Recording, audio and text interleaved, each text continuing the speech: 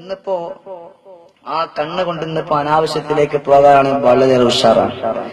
ആവശ്യമില്ലാത്ത കാര്യങ്ങളിലേക്ക് നോക്കാൻ വളരെ ഉഷാറാണ്. നമ്മുടെ ചെറുപ്പക്കാരെ സംബന്ധിച്ചിടത്തോളം പിന്നെ പറയേ വേണ്ട. മൊബൈലിൽ കൂടി അതല്ലാതെ തന്നെ സ്കൂളിന്റെ വാരാന്തകള് സ്കൂൾ പറഞ്ഞ സമയമാകുമ്പോ സുബ്ഹാൻ റബ്ബി അവര് മൊബൈലൊക്കെ ആയിട്ട് മുടിയൊക്കെ ഇങ്ങനെ ജീവി വെച്ച് സെറ്റപ്പായി എന്താണ് കുളിച്ചിട്ടില്ല എങ്കിലും സെറ്റപ്പായി അവിടെ ചെല്ലും. ആ ഒരു സ്വഭാവം ഉണ്ടാവും. നല്ലപോലെ ചെന്നിട്ട് അവിടെ കിടന്ന് ഇങ്ങനെ കറങ്ങുന്ന സ്വഭാവം. ആ കണ്ണുകൊണ്ട് നമ്മൾ നോക്കുന്നത് അത് കണ്ണിന്റെ വ്യഭിചാരമാണെന്ന് പരിശുദ്ധ നബി മുഹമ്മദ് മുസ്തഫ റസൂലുള്ളാഹി. ഒരവയവം കൊണ്ട് മാത്രല്ല പിന്നെ ഉണ്ടാവണേ, കണ്ണുകൊണ്ട് കൽബ് കൊണ്ട്. ഒരു പെണ്ണിനെ കുറിച്ച് അനാവശ്യമായിട്ട് നമ്മുടെ കൽബ് കൊണ്ട് ചിന്തിച്ചാൽ അത് കൽബിന്റെ വ്യഭിചാരമാണെന്ന് പരിശുദ്ധ നബി മുഹമ്മദ് മുസ്തഫ. ഇന്ന സംഅ വൽ ബസറ വൽ ഫുആദ കുല്ലു ഉലൈക കാന അൻഹു മസ്ഊല.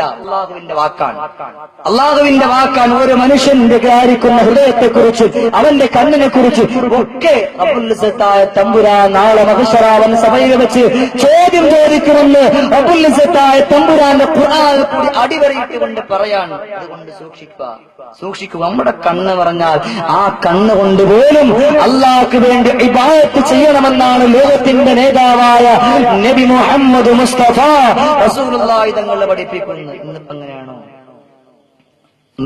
അതൊക്കെ മാറിപ്പോയില്ലേ?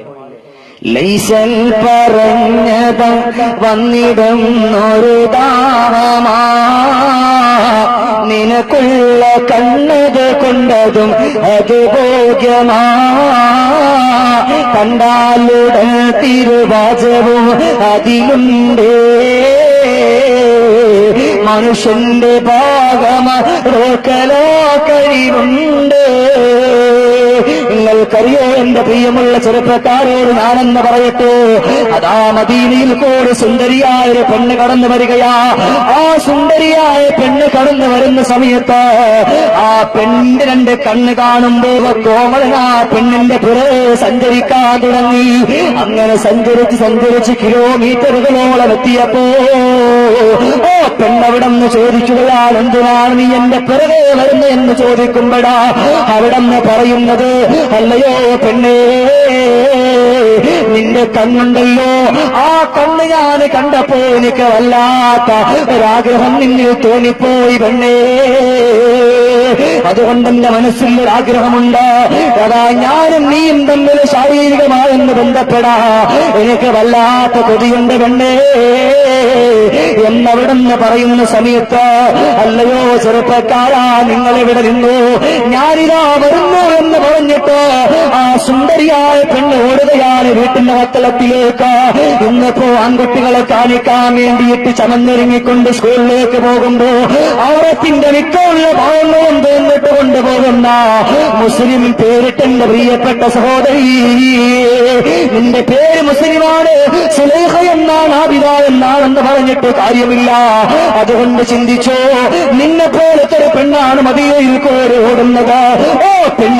ആ പെണ്ണിന്റെ കണ്ണ് കണ്ടപ്പോ അതിലേക്ക് ആകർഷിച്ചുകൊണ്ടൊരു ചെറുപ്പക്കാരൻ പോയപ്പോ അവിടെ ചെന്നിട്ട് പറയാ, ഇവിടെ നിന്നോ, ഞാനിതാ തിരിച്ചു വരാമെന്ന് പറഞ്ഞ് ആ പെണ്ണ് തന്റെ വീട്ടിന്റെ വത്തളത്തിലേക്കൊന്ന് കടന്നിട്ട് തന്റെ പ്രിയപ്പെട്ട കൂട്ടുകാരിയെ വിളിച്ചിട്ട് പറയാ, അല്ലയോ പെണ്ണേ, നീ പോയി നല്ല സുന്ദരമായൊരു പാത്രം ഒന്ന് കൊണ്ടുവാ, നല്ല മൂർച്ചയുള്ള ഒരു കടാരയും കൊണ്ടുവാ, ഇത് രണ്ടും കൊണ്ടുവന്ന് കൊടുക്കുന്നു. അതാ വീണ്ടും പറഞ്ഞു വിടുന്നു, നല്ല സുഖത്തല്ലരീരത്തിൽ ഹരീ,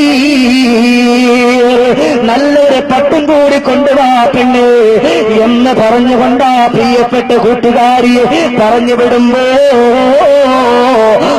പെണ്ണ് കടന്നു വരുന്നു. നല്ല മൂർച്ചയുള്ള തിളങ്ങുന്ന കടാരയുമായി സുന്ദരമായ ഒരു പാത്രവുമായി കടന്നു വരികയാണ്. കടന്നു വന്നുകൊണ്ട് കൊടുക്കുമ്പോ അത്ഭുതമൊന്ന് പറയട്ടെ, മൂർച്ചയുള്ള കടാരം എടുക്കുന്നു. തന്റെ രണ്ട് കണ്ണുകളും അതാ കടാര കൊണ്ട് കുത്തിയിട്ട് ചൂർന്നെടുത്തിട്ട് ആ പാത്രത്തിലേക്ക് അങ്ങ് വെക്കുന്നു. ചോര ഇങ്ങനെ ഇറ്റിറ്റ് വീഴുകയാ. രണ്ട് കണ്ണിരുന്ന സ്ഥാനത്ത് രണ്ട് ഗുഹ പോലുള്ളതായിട്ടുള്ള ഭാഗം മാത്രമാണ്, അടയാളം മാത്രമാണ് കാണുന്നത്. ആ പെണ്ണ് പറഞ്ഞു, ഈ പാത്രം നീ കൊണ്ടുചെന്ന് അതാ ഒരു ചെറുപ്പക്കാരൻ അതാ കുറച്ച് കിലോമീറ്ററുകളിലേക്ക് നീ ചെല്ലുമ്പോ ഈ തപ്പന മരത്തിന്റെ മൂട്ടിൽ ഇരിപ്പുണ്ട്. ആ ചെറുപ്പക്കാരനക്ക് നീ പാത്രം ഒന്ന് കൊണ്ട് കൊടുക്ക. അവിടെ ഒന്ന് പറഞ്ഞു വിടുന്ന സമയത്ത് ആ പാത്രവുമായിട്ട് കരഞ്ഞുകൊണ്ട് പെണ്ണ് കൊണ്ടു കൊടുക്കുമ്പോ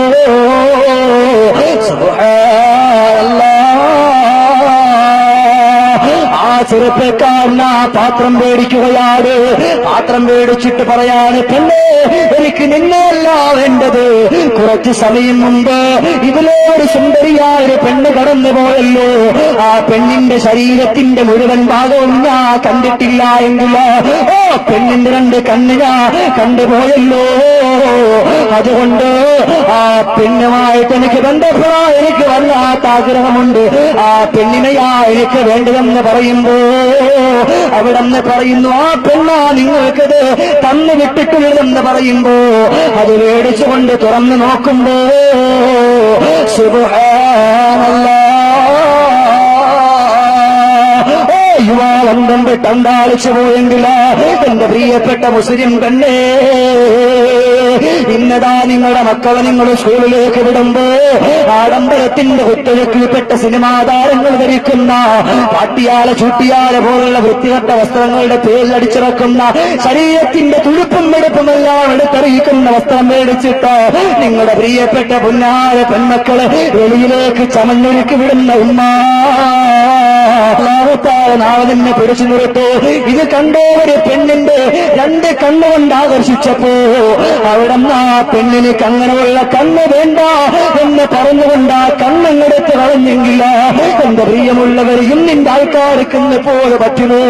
ഒരു ചെറുപ്പക്കാരൻ നിന്നെ വന്ന് നോക്കിപ്പോയാ ആ ചെറുപ്പക്കാരൻ പിറ്റേ ദിവസം എപ്പോഴാണ് ആ സമയത്ത് അവിടെ നിന്നത്, ഓ സമയത്ത് ആ സമയം നോക്കിയിട്ട് പോകുന്ന പെണ്ണ് ഇന്നസം അവൾ ബസറവൽ ഫുആദ കുല്ലു ഉലൈക കാന അൻഹു മസ്ഊലാ. നിന്റെ കൽബുണ്ടല്ലോ, നിന്റെ കണ്ണുണ്ടല്ലോ, നിന്റെ ശരീരത്തിന്റെ മുഴുവൻ ഭാഗത്തെ കുറിച്ച് റബ്ബുൽ ഇസ്സത്തായ തമ്പുരാന് ചോദ്യം ചെയ്യപ്പെടൂ. എന്നാ ഞാനൊന്ന് ചോദിക്കട്ടോ, അല്ല പറയുകയാണ്, അലം നജ്അൽ ലഹു ഐനൈൻ, നിങ്ങൾക്ക് ഞാൻ സുന്ദരമാക്കപ്പെട്ട കണ്ണ് തന്നല്ലോ. ആ കണ്ണിന് പകരമെങ്കിലും നിങ്ങൾ എനിക്ക് വേണ്ടിയിട്ട് ഇബാദത്ത് ചെയ്യുന്നുണ്ടോ? അല്ലാഹുവിന്റെ ചോദ്യമാണ്. അല്ലാഹുവിന്റെ ചോദ്യം, നിങ്ങൾക്ക് ഞാൻ സുന്ദരമാക്കപ്പെട്ട കണ്ണ് തന്നു, നല്ല അവയവങ്ങൾ തന്നു, അവയവങ്ങൾക്കൊന്നും ഒരു കോട്ടയില്ലാത്ത രീതിക്ക് ഞാൻ നിങ്ങളെ മുന്നോട്ട് കൊണ്ടുപോയി, അതിന് പകരം നിങ്ങൾ എനിക്ക് എന്താണ് ചെയ്യുന്നതെന്നൊരു ചോദ്യചിഹ്നം ഇട്ടുകൊണ്ട് തഫ്സീർ പിന്നെ റാസിയിൽ വളരെ വ്യക്തമായിട്ട് അടിവരയിട്ടുകൊണ്ട് എഴുതി കൊടുത്തിട്ടുണ്ട്. അള്ളാന്റെ ചോദ്യമാണ്, നിങ്ങൾ എനിക്ക് വേണ്ടി എന്ത് ചെയ്യുന്നു? നിങ്ങൾക്ക് സുന്ദരമാക്കപ്പെട്ട കണ്ണ് തന്നു. ഇന്നിപ്പോൾ ആ കണ്ണുകൊണ്ട് ചെയ്യുന്നത് ഹറാമിയത്തിന്റെ പടുകുഴിയിലേക്ക് ഇന്നിൻ്റെതായിട്ടുള്ള ചെറുപ്പക്കാർ അവരുടേതായിരിക്കുന്ന മൊബൈൽ കൂടി തന്നെ കണ്ടുകൊണ്ടിരിക്കുകയാണ്. സഹോദരങ്ങളെ, മൊബൈൽ വേണ്ട എന്നല്ല പറയണം, മൊബൈൽ വേണം. മൊബൈൽ ഇന്നിപ്പോ അത്യാവശ്യമാണ്. പക്ഷേ അതുകൊണ്ട് കാണാൻ പറ്റിയത് മാത്രമേ കാണാവൂ, കാണാൻ പറ്റാത്തത് കാണാൻ പാടില്ല, കേൾക്കേണ്ടത് മാത്രമേ കേൾക്കാവൂ, കേൾക്കാൻ പറ്റാത്തത് കേൾക്കരുത്. അങ്ങനെയാ വേണ്ടത്. ഇന്നിപ്പോൾ അങ്ങനെയാണോ? കാണേണ്ടതും കാണാത്തതും മുഴുവനും ഇന്നത്തെ നമ്മുടെ ചെറുപ്പക്കാരുടെ നല്ല പോട്ട് വയസ്സായ കളവന്മാർ മൊബൈൽ തന്നെ. അതുകൊണ്ട് റബ്ബിനെ ഓർത്തുകൊണ്ട് ജീവിക്കും. ഒരു സമയത്തും അള്ളാഹുവിനെ ചിന്തിക്കാതെ ഉള്ള ഒരു ജീവിതം നമുക്ക് വേണ്ട. അതിന് റബ്ബുൽ ഇസ്സത്തായ തമ്പുരാൻ തൗഫീഖ് നൽകി അനുഗ്രഹിക്കുമാറാകട്ടെ. എന്റെ പ്രിയമുള്ള സഹോദരങ്ങൾ, ചിന്തിച്ചുകൊണ്ട് നമ്മുടെ ജീവിതം മുന്നോട്ട് പോയാൽ നമുക്ക് രക്ഷപ്പെടാം.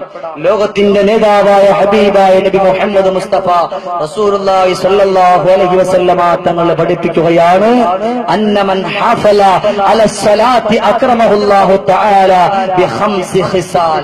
ഒരാൾ യഥാർത്ഥമായിട്ട് നമസ്കാരം നല്ല രീതിക്ക് മുന്നോട്ട് കൊണ്ടുപോയാൽ 5 കാര്യങ്ങൾ കൊണ്ട് അവനെ റബ്ബുൽ ഇസ്സത്തായ തമ്പുരാൻ ബഹുമാനിക്കുമെന്ന് പരിശുദ്ധ നബി മുഹമ്മദ് മുസ്തഫ. പുഞ്ചിരിവാനില പൂർണ്ണ നിലാവ കരളിലാവോത്ത പുന്നാരപ്പൂവ കൽബിന്നിലാവുള്ള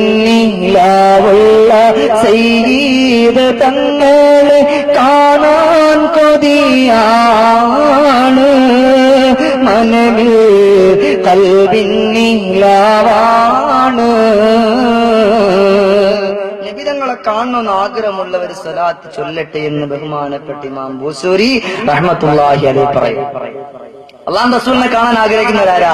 സ്വലാത്തില്ല മദീന. അല്ലാഹുവിന്റെ റസൂൽ സല്ലല്ലാഹു അലൈഹി വസല്ലമ തങ്ങൾ പഠിപ്പിക്കുകയാണ്, അല്ലാഹു തആല നിനക്ക് ചെയ്ത അനുഗ്രഹം അത് ഒന്നാമത്തെ കണ്ണാണ്. ആ കണ്ണിന് പകരമെങ്കിലും നീ റബ്ബിന് വേണ്ടിയിട്ട് ഇബാദത്ത് ചെയ്യുന്നുണ്ടോ?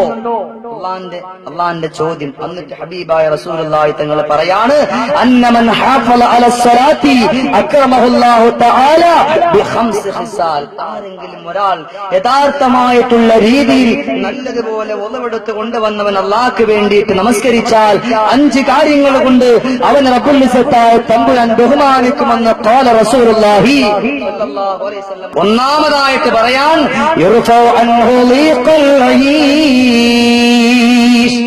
അവന്റെ ജീവിതത്തിലെ മുഴുവൻ പ്രയാസങ്ങളെയും അല്ലാഹു തആല ഉയർത്തിക്കളയും. പിന്നെ ഒരു കുടുസായ ഒരു ജീവിതം നമുക്ക് ഉണ്ടാകില്ല നമസ്കാരം ഉണ്ടെങ്കിൽ. ഇന്നിപ്പോൾ ചിന്തിച്ചു നോക്കി, മിക്കുള്ള ആളുകളിലോട്ട് ഒന്നുകിൽ ഉപ്പാക്ക് പനി, അല്ലെങ്കിൽ സ്വന്തം സഹോദരങ്ങൾക്ക് പനി, ആർക്കെങ്കിലും സുഖമില്ലായിരിക്കും. എന്താ കാരണം?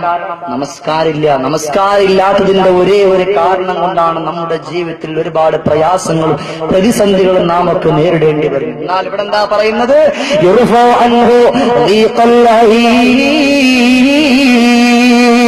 എടാ, നീ നിന്റെ വീട്ടിന്റെ അകത്തളത്തിരുന്നു കൊണ്ട് നമസ്കരിച്ച, നിന്റെ പ്രിയപ്പെട്ട ഭാര്യയോട് നീ നമസ്കരിക്കാ കൽപ്പിച്ച, നിന്റെ പ്രിയപ്പെട്ട പുന്നാര മക്കളോട് നീ നമസ്കരിക്കാ കൽപ്പിച്ച, ഇവരെല്ലാം അതാ നിന്റെ സുന്ദരമാക്കപ്പെട്ട വീട്ടിന്റെ അകത്തളത്ത് നമസ്കരിച്ച നിന്റെ ജീവിതത്തിലെ പ്രയാസമില്ല.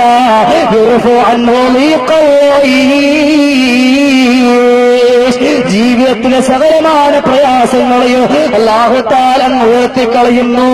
ജീവിതത്തിൽ ശാന്തി തരുന്നു, സമാധാനം തരുന്നു. രണ്ടാമതായിട്ട് പറയുകയാണ് അദാബൽ ഖബരി.